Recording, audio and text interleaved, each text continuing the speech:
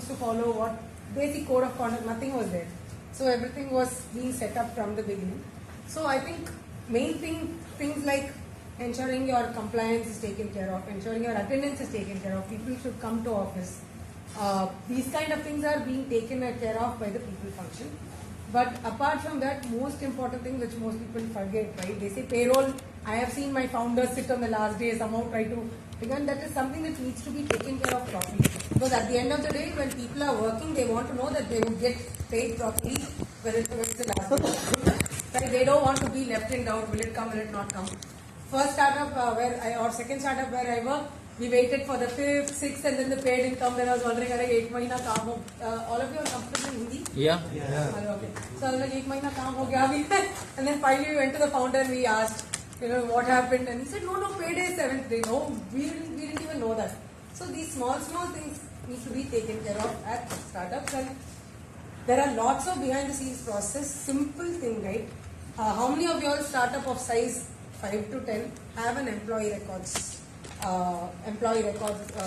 database where you are maintaining everything? How many of you all are in startups of size 5 to 10? So out of this, only 3 startups are maintaining the records. See, this basic thing, right? Somebody new has come in. You have to have that entire. It is called like we call it as MIS. We have all the information about them. For example, here in India, we have their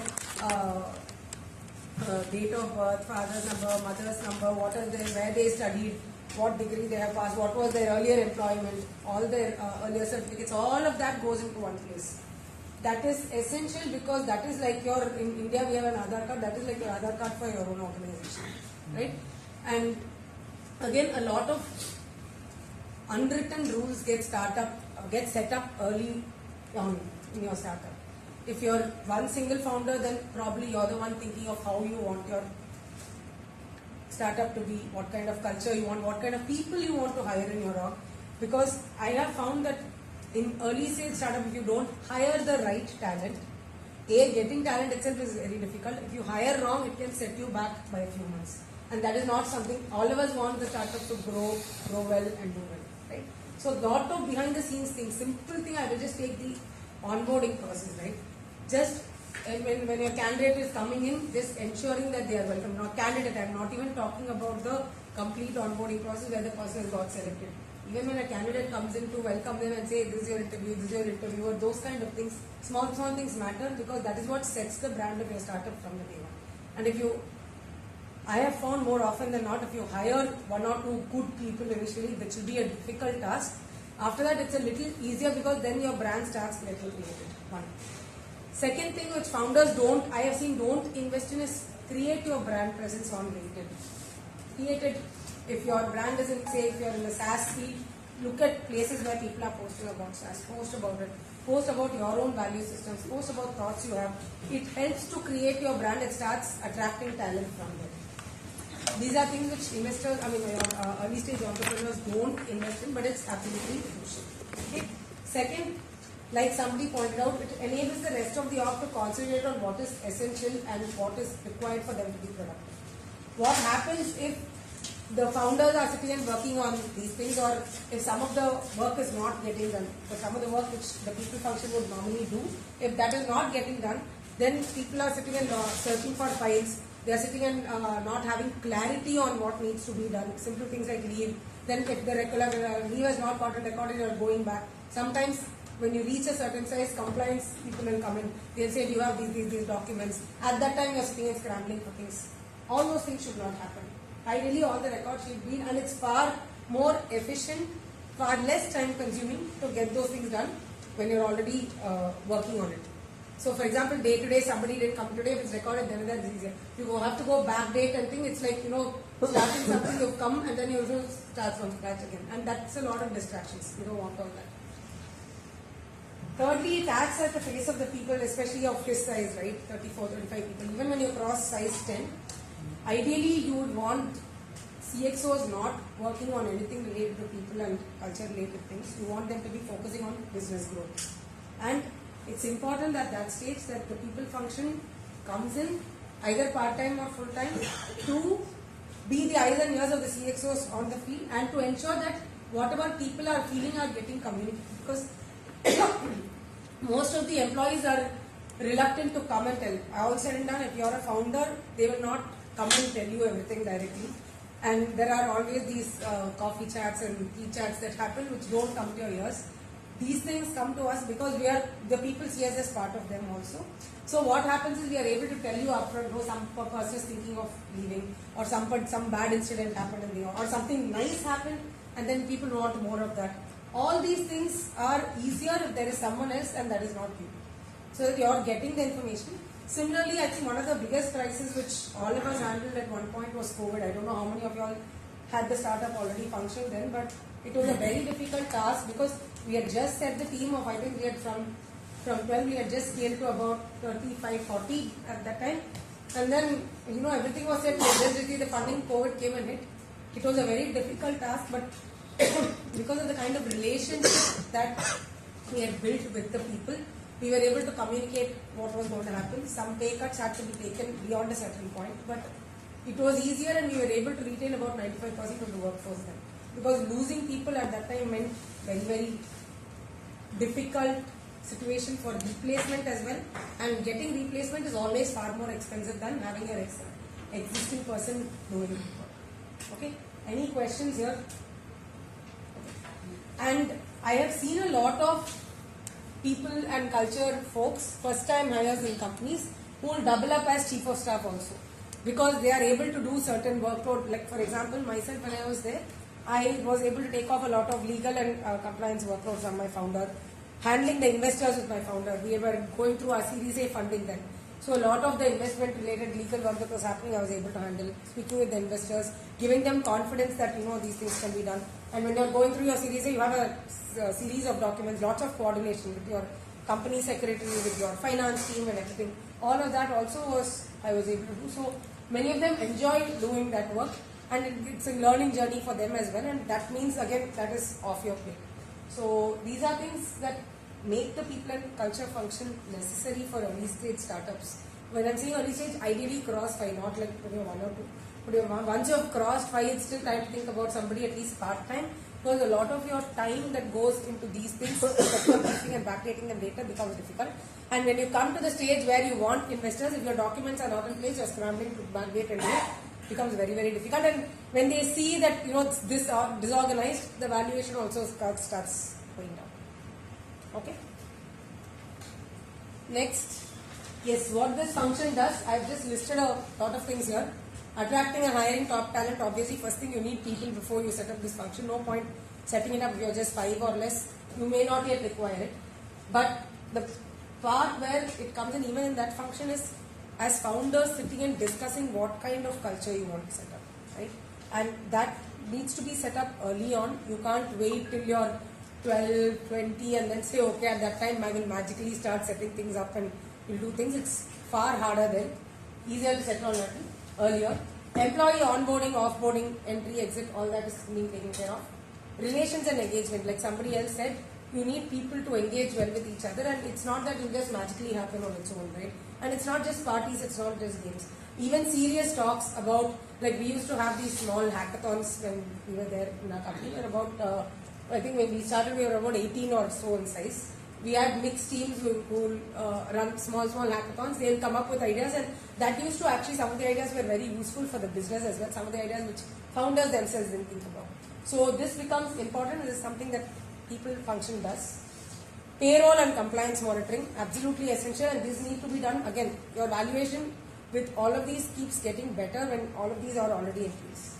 And the people and culture handbook, ideally I would say start it when you're 18, 19, that size. It's easier because you have a clarity on a lot of things then. No point doing it before that.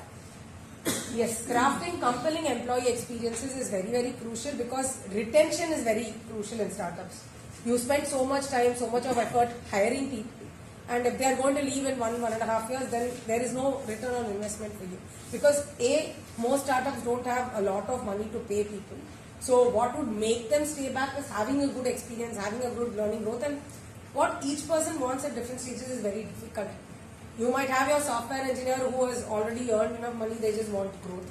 Some software engineers say, "Arey, you give me the ESOPs, I'm very convinced with the product, but I want to try out different kind of languages. No, somebody would have already maybe worked on React.js or Next.js and then say, no, I want to try some other new software, some other new language. You have to be tuned into those things.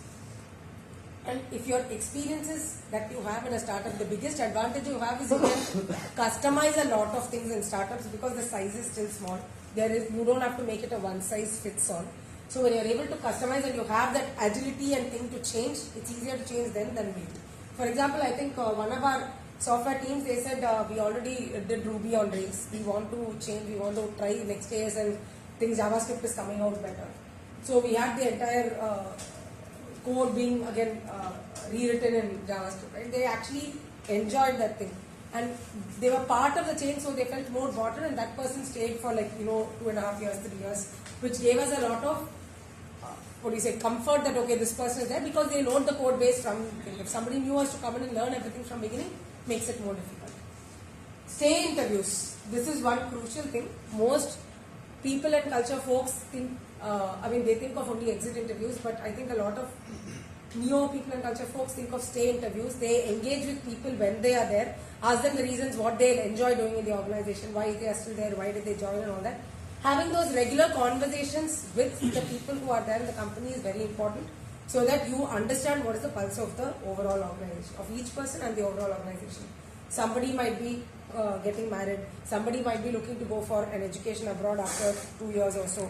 All these information are important as founders because you need to be well prepared in case somebody is not going to be there after some time. Or if somebody is looking for maybe a different change, right? They are saying they are getting bored with the kind of work that they're doing. We had one person shift from product management into marketing. But he did very well again as a marketer after that. So you have to be very tuned into these things. And finally, it's also your learning and development and leadership development. And these things are always better done early on, best done in fact early on, because leaders do make a lot of mistakes, especially new entrepreneurs will tend to make a lot of mistakes in the early stages. It's nice to have someone else, a second pair of eyes on your work and see if, am I doing things correctly in terms of setting up the people and culture function? Do I need to be doing something else? Am I being a good leader? Am I being the leader that my people look up to? Is there something else I can develop? Simple things like if there were leadership sessions, good sessions that I thought of, I would have my founders go for those. Or I would tell them that, this is a very nice course that you can take up, this is something new that you should be learning, so that they are also constantly upgrading themselves. And if there are even networking events, that's something again used to invest in very, very heavily. So these are all things that your people and culture function can do. Okay? So finally, yes, before I go to that, yes, what challenges have all of y'all faced overall when you're thinking of the people and culture related tasks?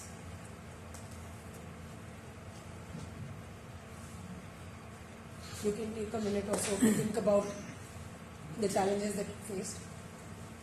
Other than hiring, that I know will always be a challenge, but yes. Actually, I'm going through a challenge right away.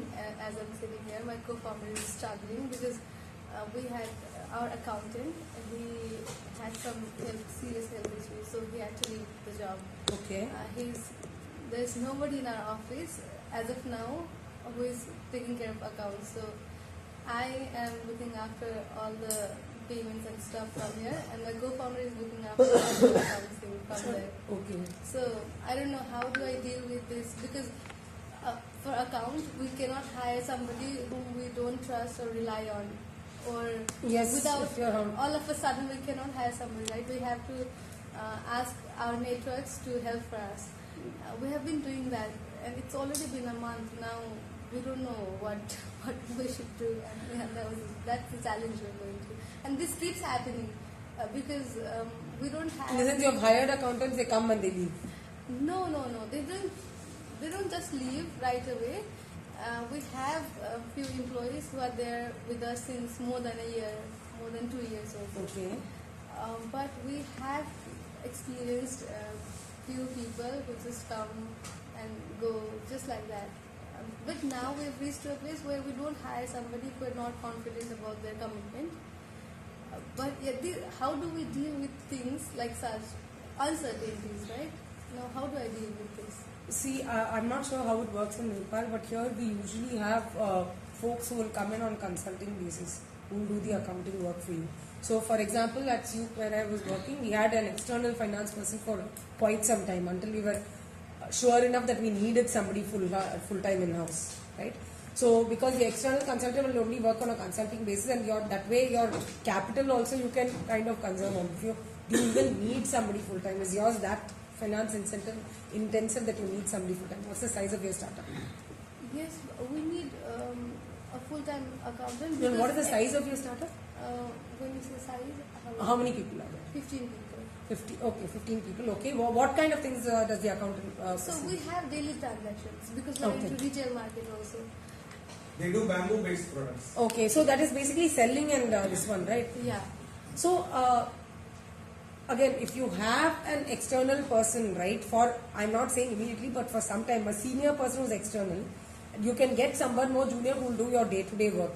Because my understanding from whatever you're saying, correct me if I'm wrong, is that it's learnable drudge work. It's not something that requires high level of finance knowledge. Yeah, Correct? yeah. Please, I mean, there are a lot of freshers or people who are in their final year finance or something who will be ready to learn. But you need somebody who can guide them. Yeah. That is again something that's another model That's we very have. much time consuming. Because Okay, how we long don't will have it take to time. train them? I don't know, for some people it will take more than a month or so. And for us, it's impossible for us to give time for them to teach. Really? If he's willing to give, I don't know how good that guy is. Not full time. We engineering for some time evening. Okay. See, why did this? If it was a sudden thing for personal reasons, then that is something that you cannot avoid or control. But generally, if it's something that crucial, for example, at Solnas also where I was working earlier, we had one person, we immediately, the moment we realized work was becoming a levy, we didn't put all our eggs in one basket, we had one more junior who was along with them. And my understanding, you also have a notice period, right? I'm sure you have that thing in Nepal as well. It's not like they can tell today and leave tomorrow. But health issues. But sometimes with health issue we cannot. Yeah, we cannot. No, I'm saying there will be at least a week, 2 weeks, whatever, sometime. They just left. The biggest problem in Nepal is that everybody have the passport and applied somewhere in the foreign country. Okay. The visa came and next day they will say, I'm going. Contract in Nepal is a joke. We cannot restrict anyone by saying that it's a provision. If they say today they leave, then from tomorrow we have to say that. But you will not give them their experience letter and all that, no? They don't It care. doesn't matter to them. They don't need it. Oh my goodness, okay. That is normally not heard of in India. That is, Stop okay, then you can't just walk out because we do With the a... experienced guy, we can do all these things. You have mentioned that the provision share and everything. For the new guy who is not scared, we cannot do anything to this. New, complete fresher, yes, because your experienced folks will need the experience certificate. We usually do a background reference check also. And many of these people, you see, they would have gone and put it on LinkedIn, I'm working over here. And suddenly if they're exiting, we'll be able to do. And if, the earlier organization, they had already left me, there will be a gap, right? We usually do all these background reference checks. Again, that is one more very, very important thing. When we do hiring, we are What very... in health issue we cannot follow. Health issue understandable, but my sense is this is a one-off case. I don't think it's a regular case that somebody continuously keeps going off with. Yes, one-off case. My only suggestion is because if you have senior folks who are consultants, right? At least they will be able to come and do the work much faster. And they will also be able to tell you that these things can be eased out in this way. There are a lot of softwares today that will be able to do automate a lot of your work. They will be at least able to direct you to the right software, because software, one good thing is it will not exit suddenly. It will not come up with health issues. That is something also that we invested at Squadstack, we invested very, very heavily early on, was automation of a lot of our drudge work for people-related tasks. Like every day just think of leave and things, noting down all of this, right? Entry, exit, all of this, everything was automated as much as possible. One of the companies, Nepal speaking India company, what they do now is during provision period, if someone leaves, they have to pay, the employee has to pay all the 6 months. Otherwise, they will. Oh, it's a 6 months They will probation. give provision over leaving. So, funny type is one period. So, if I am hired in the company for 1 year, they'll give provision for 3 months. If I leave during the 3 months, I have to give them money for 2 months. Then only leave. Yeah, that same thing is here That is also. also But concept number what? no, here also we have the provision. Like for example, if they leave Actually, during probation, if they leave, neither we have to pay them nor they have to pay us. If it's after that, right, then we need to, I mean, the employee needs to pay us in case they want early exits. Say, for example, their notice is 3 months or 2 months and they want to leave in 15 days. For the whatever the extra period, they need to, they have to pay. Yes. That provision is there for us also. Again, this differs company to company. Some companies get, I know Spring Verify, Springworks and all gives just a 2-week their total notice period is only 2 weeks for any role. But again, they've already reached the size of 200 and they slightly overstaff their team so that even if somebody leaves, then they don't have to rework on That this. company also gave that kind of rule. Plus, if someone comes more than 15 minutes, they have to pay 500 rupees fine. If they come, 15 minutes late. Oh, nice. I am not a huge fan of. So I don't know. There is Does their employee they are fine? Wow. Does their employee compute? But it goes back to How many compute? keep it in the you don't tell them, but keep it in the fund. Employee fund. It's like a tip. Divided, all of them. Oh, okay, that way. What is the industry? I mean, what is the startup about? What is the startup about? He's collecting money for Like, Yes. okay. With government. Okay, what kind of edtech is government? Give them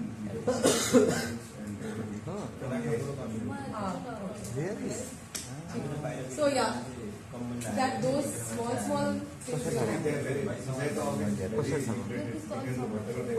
But they have to be visible. But in time and exit time is very. Do you also track the exit time? Yeah, everything. So are they fined if they leave 15 minutes late also? Before they come, we tell them. This is going to happen. If you are ready, then come. But how is it helping you? Just a question, right? How is this coming on time or thing? Because see, I have worked in both types of startup. Right? One which is where you have to track your time. One where I think I'll come in at whatever time, go out at whatever time, but I need to finish. So, for example, like Solinas for us, it's any time between 9 to 11 you can come in, and any time between 5 to 7 you can exit. Usually off 3 days a week. So Ah, others are remote. So Acha, during that time that's- only. that is right. Otherwise, Otherwise, they they don't need take on tasks. They just need to complete the task and we don't really care. But when it comes to office meeting and stuff, if they don't come, then they have to pay the fine. It's automatically deducted from the salaries. And what size is the startup? Oh, 10. 10. Now, from February we will have adding 10 more. Oh, 20. Yeah, but then you have a dedicated process. Yeah. Oh, no, salary, but you have somebody who's also working actively on the culture of your company. There is one, I don't know what he does. If you don't know what he does, then he's probably not doing it. There is one. Okay. No, you need somebody who come up with good ideas, who will be able to set things straight because. February will 100% keep on. Right. Okay. So, any other challenges that you're not facing? See, hiring, like you said, or replacement, that will backfill will always keep happening. Yeah, for And yes. sorry. No. I was just saying that it will grow more as the company grows. You'll find. Yeah. Yes. So for audience in the startup like ours, we have like this 9 people. Because we as a startup we don't have much budget to hire people for people and culture and all these things like people culture and all. See, if it's culture related, you will easily get interns. I don't know again how it works in Nepal. In India, the people who are doing final year, they have to do 6 months or so of internship. So those people come in and they do a very good job because it's not very high paying for them, right? They're very happy with a stipend of 5,000 or something like that. And if they come in and they're going to like your BSc or MSc psychology or social work graduates, very excuse me. Once again, yeah. So social work or any of these graduates, right? They'll be happy to come and set things up. Only thing you need is try and network with more experienced folks in this field. So they will be able to just provide the guidance. They will just tell you what to do. There will be somebody to run the thing, to run the show for you. So that is very easy, and those people like doing it also. And generally, these college kids are very entupatani. They say, we'll try this, we'll try that, we'll do Fun Friday, this, that. They're very happy to do all that. They make a home-like environment. Huh? Home-like environment. Yeah, they'll make it like a home-like environment, but you should find the right person. Yeah, they're slightly they're unreliable. They are not. No, I said the interns generally no, because like I'm saying the final year college students when they have to still complete, right? Because for them you'll get the income and we pay them like 5,000, 10,000 rupees at the max for 1 month. They will come, they will do good work and they'll be there for that 6 hours or because they'll have post work for maybe 1 hour they have. So 6 hours or something they'll come. If they have to maintain the regular records and something that easily they will be able to do. So for them it's an experience, and for you also, and because it's through college for us, right? We also get the thing from the college, so they know that they are answerable. They will not get the completion certificate in the college otherwise. If they have to come out. Initially, we used to hire a lot of interns because we had no money for full-time employees.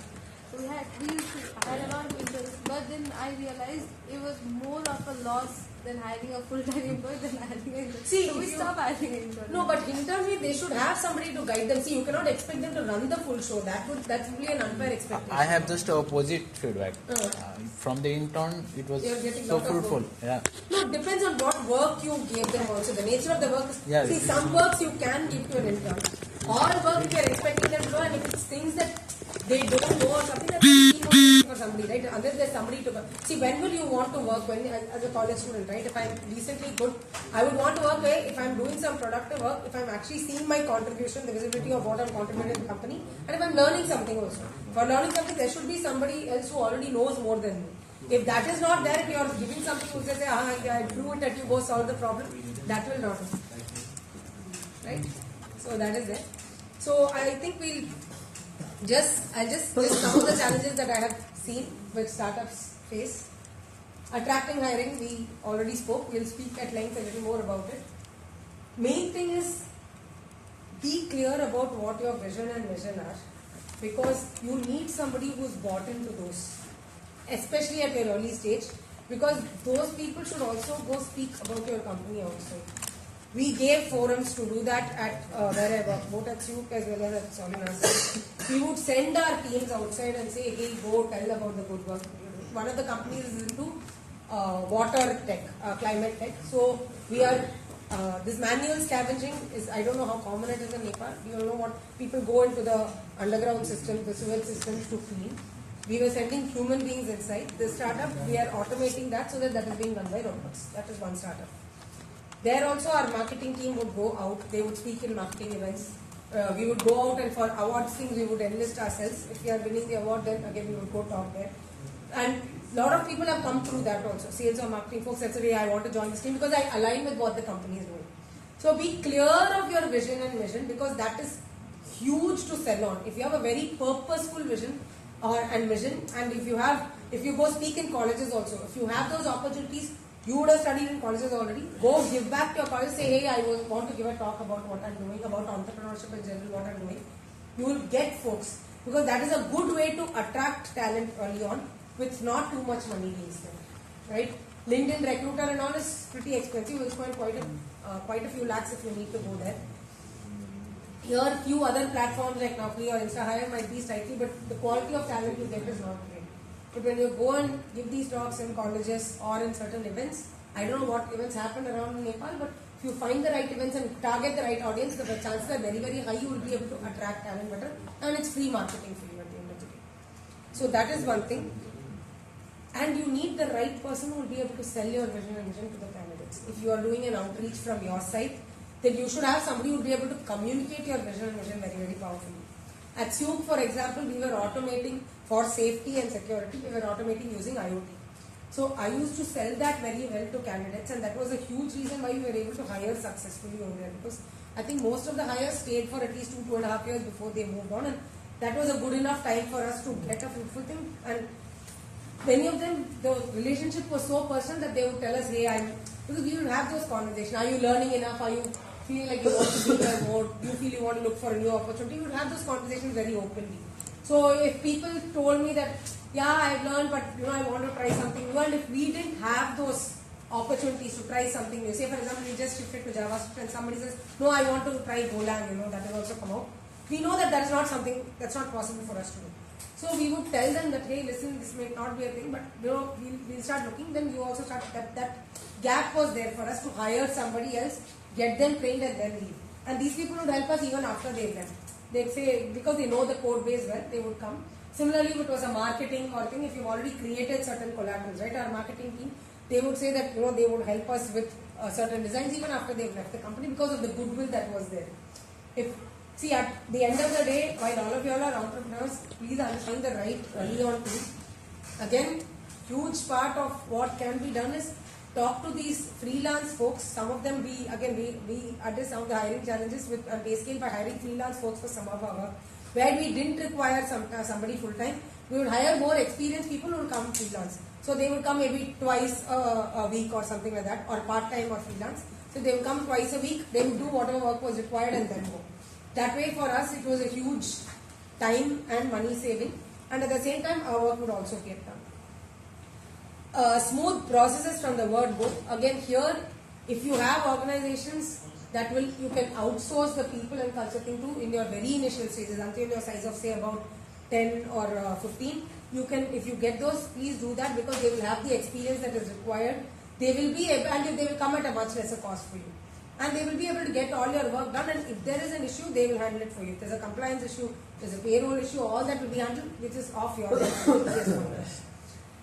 The one thing which though I will highly recommend to not outsource is, if early on you can invest in a chief of staff kind of person, right? A smart, in fact both our hires, our founders office folks at Solinas are fresh out of college folks, but very, very reliable. They have been with them for about, I think, 3 years now. From the time they came out of college, they've been, but they've had a very good learning journey with us. So they stuck with the founders, and they, after some time, you can see that they are able to handle the investors. They are able to handle the people, the crowd that is there. Small things that need to get done. If there's a presentation that needs to get done for an event, all that is getting handled.